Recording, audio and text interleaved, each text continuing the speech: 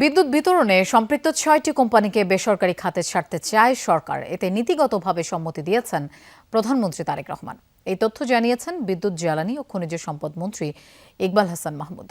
দুপুরে ঢাকায় আয়োজিত energy security and transformation of Bangladesh শীর্ষক সম্মেলনে এই তথ্য জানান তিনি। মন্ত্রী বলেন, সরকার বিদ্যুৎ উৎপাদন করে পাইকারি বিক্রি করতে পারে, তবে গ্রাহক পর্যায়ে বিতরণের কাজটি বেসরকারি খাতেরই করা উচিত। দেশের বিদ্যুৎ বিতরণ ব্যবস্থাকে আরও দক্ষ, স্বচ্ছ ও বিল আদায় নিশ্চিত করতে এই পরিকল্পনা করছে সরকার। এছাড়া মন্ত্রী জানান, কারিগরি কারণে এলএনজিবাহী জাহাজ ভিড়তে পারেনি, সে কারণে গ্যাস সরবরাহ ব্যাহত হচ্ছে। জানান, উচ্চ মূল্যে এলএনজি কিনতে বাধ্য হচ্ছে সরকার, কিন্তু সেটাই জনগণকে দিতে হচ্ছে ভর্তুকি মূল্যে। মন্ত্রী জানান, সব পক্ষের সহায়তা পেলে এই মেয়াদে 10,000 মেগাওয়াট সৌর বিদ্যুৎ উৎপাদন সম্ভব হবে। এই বিদ্যুৎ ব্যবহারে ট্যাক্স মওকুফ সুবিধা পাবেন গ্রাহকরা।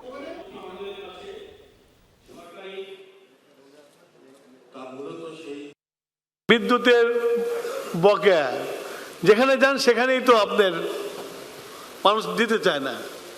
তো সেই জন্য আমি মনে করি যে প্রাইভেটদের হাতে জিনিসটা গেলে অ্যাকাউন্টেবিলিটি বেশি থাকে এবং কালেকশনটা বেশি হবে এবং দেশের দায়ও কমবে।